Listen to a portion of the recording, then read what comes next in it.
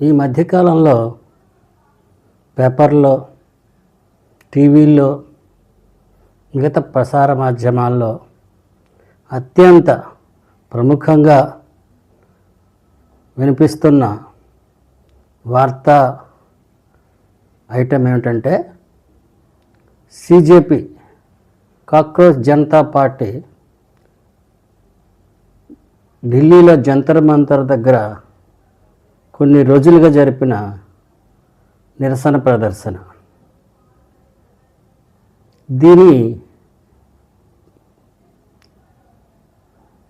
ప్రస్థానం ఏ విధంగా జరిగింది, దాని తదనంతర పరిణామాలు ఏమిటి అన్న విషయాన్ని ఇప్పుడు మనం చూద్దాం.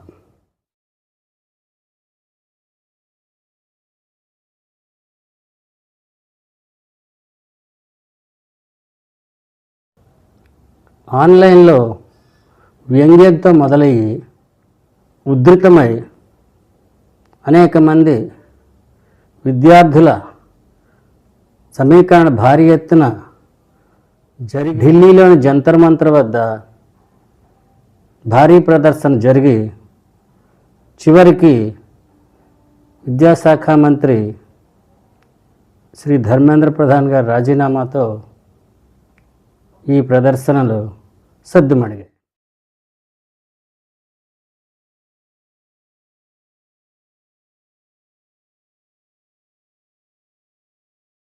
జూన్ 2026 మొదటి భాగంలో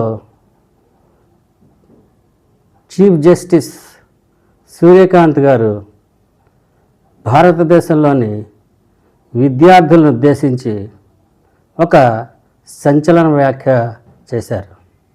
ఆయన ఫేక్ డిగ్రీలతో చలామణి అవుతున్న విద్యార్థులను బుద్ధింకలతో పోల్చారు. ఈ వ్యాఖ్య నేపథ్యంలో అభిజిత్ దీప్కే అనే ఆయన ఒక ఆన్లైన్ ప్లాట్ఫామ్ని మొదలుపెట్టారు.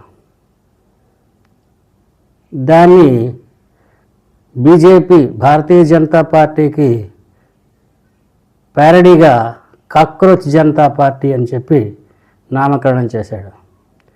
అనతి కాలంలోనే ఆ ప్లాట్ఫామ్కు అనేక వేల మంది ఫాలోయర్లుగా చేరారు.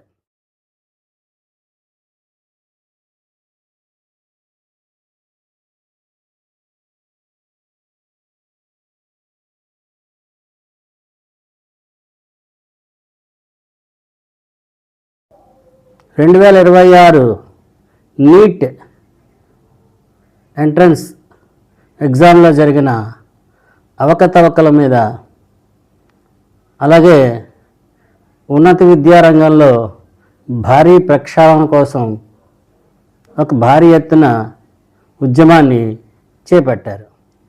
ఈ ఉద్యమానికి అనేక మంది సామాజిక కార్యకర్తలు, ప్రముఖులు సపోర్ట్ చేశారు. వారిలో ఒక ప్రముఖ సామాజిక కార్యకర్త సోనం వాంగ్చుక్ అనే ఆయన ఈ నీట్ ఎగ్జామ్లో జరిగిన అవకతవకలకు నిరసనగా 26 రోజుల పాటు నిరసన దీక్ష చేపట్టారు. దాన్ని నివారించేందుకు ఆయన్ని బలవంతంగా ఆసుపత్రిలో చేర్చడం జరిగింది. ఈ సందర్భంగా ప్రత్యక్ష నిరసనలు ప్రారంభమయ్యాయి. 20 జూన్ 2026న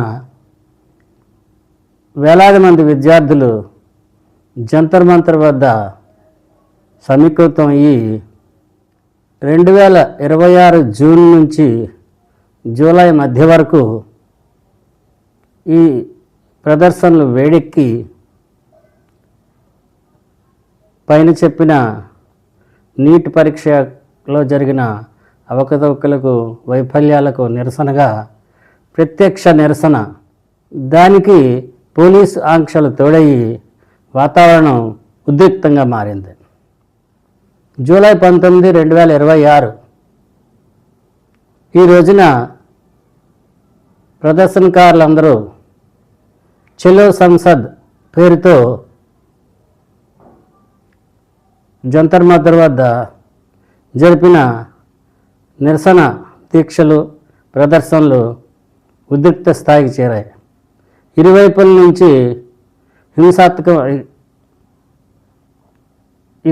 నుంచి హింసాత్మక సంఘటనలు జరిగాయి. పోలీసులు మోహరింపు, అటువైపు నుంచి నిరసనకారుల దాడులు, దానికి ప్రతిఫలంగా పోలీసుల నుంచి పెలెట్ గన్స్ ఉపయోగం, బాష్పవాయు ప్రయోగం వంటి చర్యలు ప్రారంభంతో జంతర్ మంతర్ ప్రాంతం ఒక రణరంగంగా మారింది. జూలై 25, 2026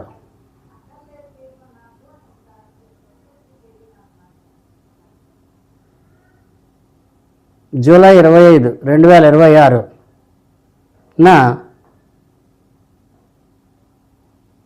బాధ్యత వహిస్తూ, నీటిలో జరిగిన అవకతవకలకు బాధ్యత వహిస్తూ విద్యార్థుల భవిష్యత్తు పాడకూడదన్న ఉద్దేశంతో కేంద్ర విద్యాశాఖ మంత్రి శ్రీ ధర్మేంద్ర ప్రధాన్ గారు రాజీనామా చేశారు. ఆయన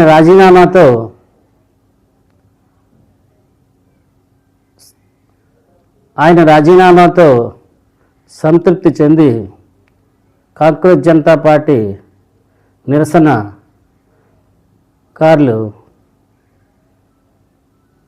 సద్దుమణిగి ఆ ప్రాంతం ఖాళీ అయ్యింది.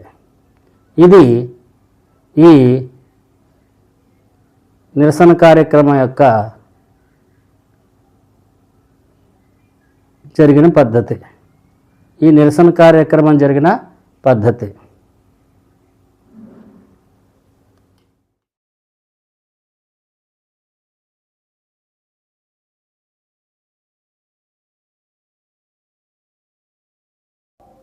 రెండు 2026 నీట్ ఎంట్రన్స్ ఎగ్జామ్లో జరిగిన అవకతవకల మీద, అలాగే ఉన్నత విద్యారంగంలో భారీ ప్రక్షాళన కోసం ఒక భారీ ఎత్తున ఉద్యమాన్ని చేపట్టారు.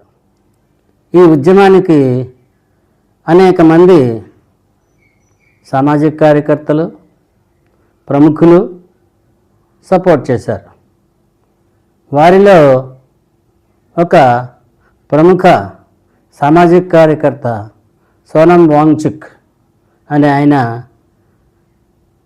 ఈ నీట్ ఎగ్జామ్లో జరిగిన అవకతవకలకు నిరసనగా 26 రోజుల పాటు నిరసన దీక్ష చేపట్టారు. అయితే దాన్ని నివారించేందుకు ఆయన్ని బలవంతంగా ఆసుపత్రిలో చేర్చడం జరిగింది. ఈ సందర్భంగా ప్రత్యక్ష నిరసనలు ప్రారంభమయ్యాయి. 20 జూన్ 2026 వేలాది మంది విద్యార్థులు జంతర్ మంతర్ వద్ద సమీకృతం అయ్యి నీట్ పరీక్షలో జరిగిన అవకతవకలకు నిరసనగా పళ్ళాలు మోగిస్తూ ప్రదర్శన చేశారు. 2026 జూన్ నుంచి జూలై మధ్య వరకు ప్రత్యక్ష నిరసన జరిగింది. దానికి పోలీసు ఆంక్షలు తోడయి వాతావరణం ఉద్రిక్తంగా మారింది. జూలై 19, 2026 ఈ రోజున ప్రదర్శనకారులందరూ చలో సంసద్ పేరుతో జంతర్ మంతర్ వద్ద జరిపిన నిరసన దీక్షలు, ప్రదర్శనలు ఉద్రిక్త స్థాయికి చేరాయి. ఇరువైపుల నుంచి హింసాత్మక సంఘటనలు జరిగాయి. పోలీసులు మోహరింపు, అటువైపు నుంచి నిరసనకారుల దాడులు, దానికి ప్రతిఫలంగా పోలీసుల నుంచి పెలెట్ గన్స్ ఉపయోగం, బాష్పవాయు ప్రయోగం వంటి చర్యలు ప్రారంభంతో జంతర్ మంతర్ ప్రాంతం ఒక రణరంగంగా మారింది.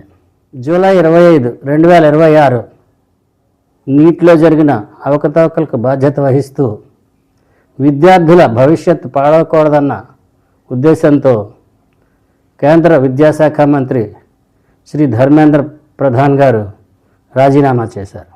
ఆయన రాజీనామాతో సంతృప్తి చెంది కాంగ్రెస్ జనతా పార్టీ నిరసన సద్దుమణిగి ఆ ప్రాంతం ఖాళీ అయ్యింది.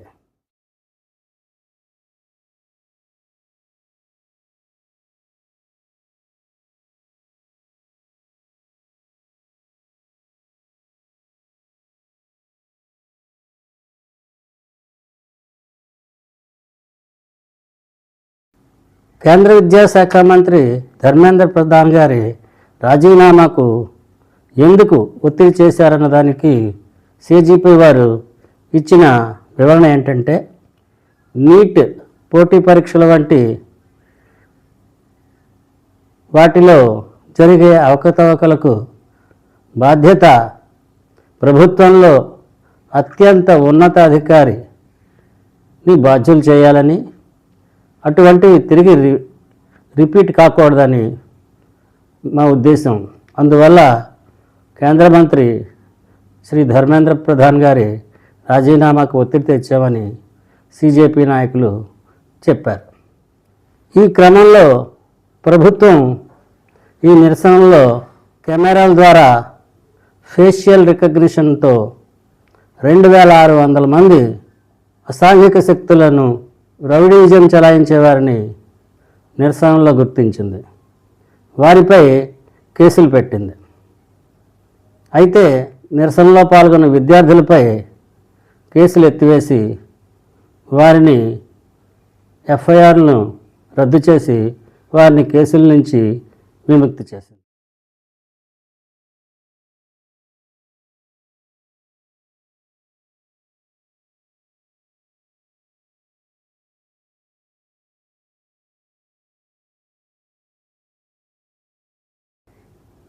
ఈ నిరసన ప్రదర్శనలో ప్రభుత్వం దిగివచ్చి కేంద్ర మంత్రి రాజీనామాతో తాము విజయం సాధించామని సిజేపీ నాయకులు ప్రకటించుకున్నారు.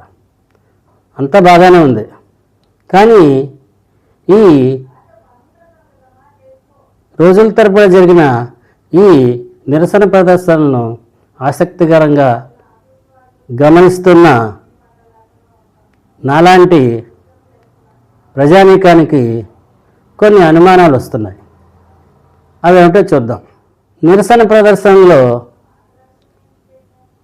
సోనం వాంగ్చుక్ గారు 26 రోజులుగా నిరసన దీక్షలో పాల్గొంటే, మరో పక్క సిజేపీ నాయకులు, కార్యకర్తలు, నిరసన ప్రదర్శనకు వచ్చిన విద్యార్థులు నిరంతరం పిజ్జాలు, బర్గర్లు, కోకులు వంటివి ఆస్వాదిస్తూ డ్యాన్సులు చేసుకుంటూ కాలక్షేపం చేశారు.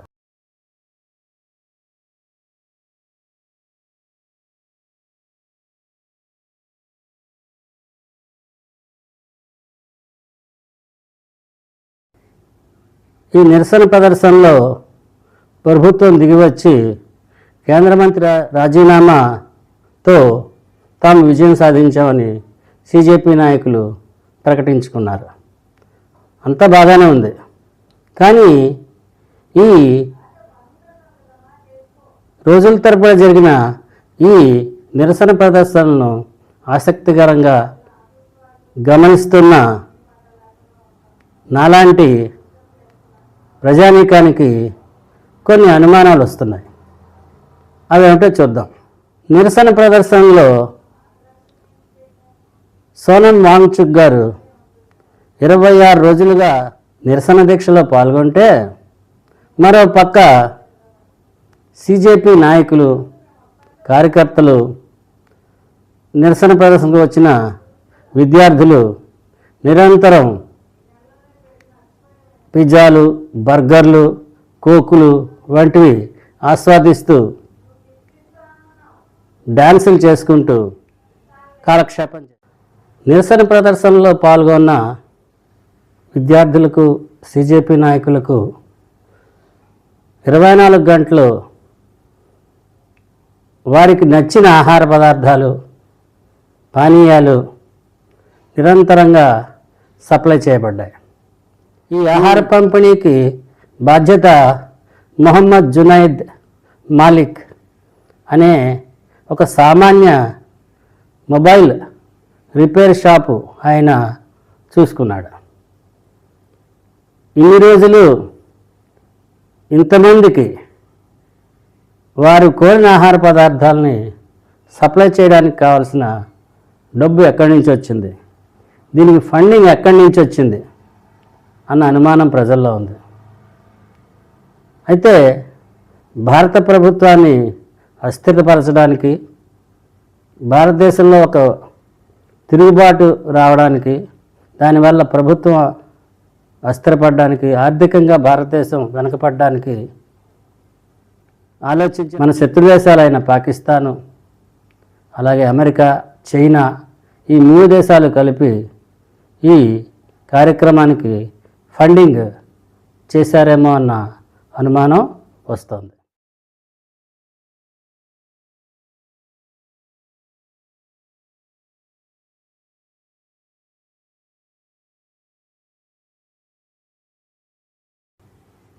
నీట్ పరీక్షలో జరిగిన అవకతవకలకు వ్యతిరేకంగా మొదలైన ఈ నిరసన ప్రదర్శన మొదట కొద్ది రోజులు ఆ పాయింట్నే ప్రధాన అజెండాగా చేసుకుని సాగింది. కానీ రోజులు గడిచే కొలది ప్రతిపక్ష రాజకీయ పార్టీలు కాంగ్రెస్, ఆప్, సమాజ్వాదీ జనతా పార్టీ ఇలాంటి పార్టీలు ఈ ఉద్యమాన్ని హైజాక్ చేసేసాయి. దీని ద్వారా వాళ్ళ రాజకీయ మైలేజ్ని పెంచుకోవడానికి ప్రయత్నం చేశాయి. అంతేకాకుండా ఈ ప్రదర్శనలో విద్యార్థులను ఉద్దేశించి మాట్లాడిన వక్తలు ఈ నిరసన ప్రదర్శనకు కారణమైన ప్రధాన అజెండా నీటిలోని అవకతవకల గురించి మాట్లాడడం మానేసి రాముణ్ణి, సీతాదేవిని తిట్టడం, భారతమాతను అగౌరవపరిచేలా మాట్లాడడం, కాశ్మీర్ స్పెషల్ స్టేటస్ని పునరుద్ధరించాలని కోరడం, అలాగే పాలస్తీనా జెండాలను పుచ్చుకుని నిరసనలో పాల్గొనడం, ఇలాంటి దేశ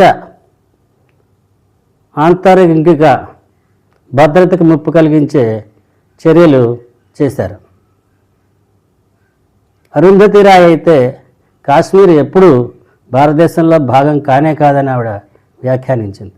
మరొక ఆవిడ ఉర్దూలో అల్లాను ప్రశంసిస్తూ ఒక పాట పాడింది. ఇవేవి కూడా ఈ నిరసన ప్రదర్శనకు సంబంధించిన విషయాలు కావు. దీన్ని బట్టి అర్థమైందంటే ఈ ప్రదర్శనను విపక్ష పార్టీలు, మిగతా అసాంఘిక శక్తులు హైజాక్ చేశాయని ప్రజల్లో ఉన్న ఒక అనుమానం. జంతర్ మంతర్ వద్ద జరిగిన ప్రదర్శనకు కొనసాగింపుగా ప్రస్తుతం జార్ఖండ్ రాష్ట్రంలో విద్యార్థులు అక్కడ జరిగిన పరీక్షల్లో అవకతవకలకు వ్యతిరేకంగా ర్యాలీలు, నిరసన ప్రదర్శనలు చేస్తున్నారు. అయితే అక్కడ ఈ కాక్రోచ్ జనతా పార్టీ సభ్యులు కానీ, అభిజిత్ దీప్కే కానీ, కాంగ్రెస్ పార్టీకి చెందిన రాహుల్ గాంధీ గారు కానీ, ఆప్ పార్టీకి చెందిన కేజ్రీ అగర్వాల్ గారు కానీ ఎవరూ కనిపించలేదు. వాళ్ళందరూ కూడా ఈ జార్ఖండ్లో జరిగే ప్రదర్శనకు మొహం చాటేశారు. అంటే వారి మద్దతు ఇవ్వలేదు. దీన్ని బట్టి వారికి అసలు సమస్య మీద చిత్తశుద్ధి లేదని మనకి అర్థమవుతుంది. ఈ నీట్ అనే పరీక్ష ఎన్టీఏ అంటే నేషనల్ టెస్టింగ్ ఏజెన్సీ అనే సంస్థ ఆధ్వర్యంలో జరుగుతుంది. దానికి బాధ్యులు అభిషేక్ సింగ్, ప్రొఫెసర్ ప్రదీప్ కుమార్. అంటే నీట్ పరీక్షలో జరిగిన ఏ అవకతవకలకైనా ప్రధాన బాధ్యులు ఈ ఎన్టీఏ సంస్థ యొక్క ప్రధాన బాధ్యులు. వారిని వదిలేసి సిజేపీ వాళ్ళు చెప్పినట్టుగా ఉన్నత అధికారం మీద ఒత్తిడి తేవడం, అంటే విద్యాశాఖ మంత్రి అయిన ధర్మేంద్ర ప్రధాన్ గారి మీద ఒత్తిడి తేవడం మీద వెనక వేరే కారణాలు ఏమైనా ఉన్నాయా అని ప్రజల్లో ఒక అనుమానం. అదేంటంటే ప్రస్తుతం ఆయన సిబిఎస్ఈ సిలబస్లో ఉన్న పాఠ్యాంశాల్లో భారీ మార్పులు చేయడానికి సంకల్పించారు.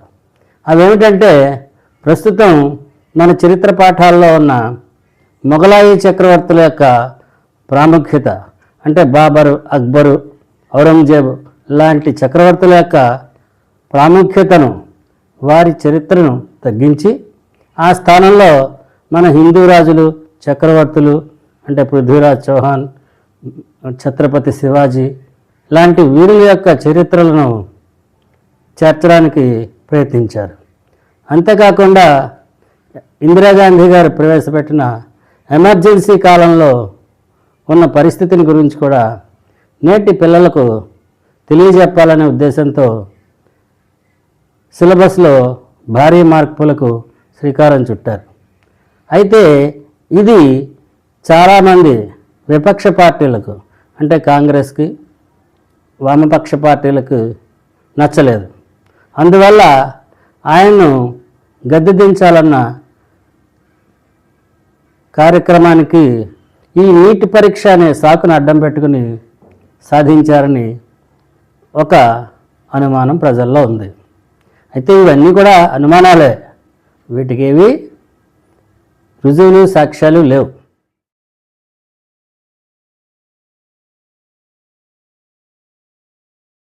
అంటే నీటి పరీక్ష అవకతవకలు బయటపడిన వెంటనే ప్రభుత్వం ఈ స్కామ్లో ప్రధాన బాధ్యులైన సుమారు 47 మంది ఉద్యోగస్తుల్ని, మీడియేటర్స్ని,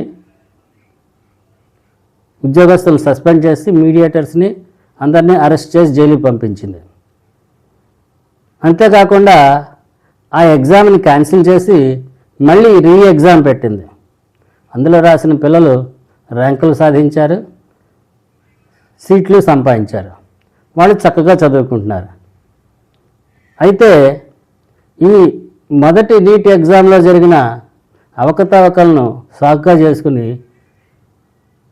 ఈ సిజేపీ పార్టీ వాళ్ళు ఇంత రచ్చరచ్చ చేశారు. దీని వెనుక నిజమైన కారణం ఉందా? ఇవన్నీ ప్రజల మనసుల్లో తొలుస్తున్న అనుమానాలు, ఆలోచనలు. మొత్తానికి ప్రభుత్వం కూడా ఒక గుణపాఠం నేర్చుకుంది. అదేమిటంటే ఇకపై నీట్ లాంటి జాతీయ పరీక్షల్లో ఎలాంటి అవకతవకలు జరగకుండా పటిష్టంగా ఒక చట్టాన్ని తీసుకొచ్చి నిశ్చయించుకుంది. అందులో ఇలాంటి పరీక్షల్లో అవకతవకలు చేస్తూ దొరికిన వాళ్ళకి 10 కోట్ల జరిమానా విధించి జైలు శిక్ష విధించడానికి తగిన ఏర్పాట్లు ఈ చట్టం ద్వారా చేస్తుంది. దీన్ని పార్లమెంట్లో కూడా ప్రవేశపెట్టడానికి ప్రయత్నించింది. అయితే ఈ ఉద్యమం వెనకాల ఉన్న రాజకీయ పార్టీలకు నిజంగా పోటీ పరీక్షల్లో సక్రమంగా, పటిష్టంగా జరగడానికి కావాల్సిన చట్టం రావాలని ఉందా? ఉంటే వాళ్ళు ఈ బిల్లును ఎందుకు వ్యతిరేకిస్తారు? ఇది కూడా ప్రజలు ఆలోచించవలసిన ఒక అంశం. ఈ వీడియో మీకు నచ్చితే షేర్ చేయండి, లైక్ చేయండి, కామెంట్ చేయండి. ఇట్లు మీ ఈఎస్ భాస్కర్.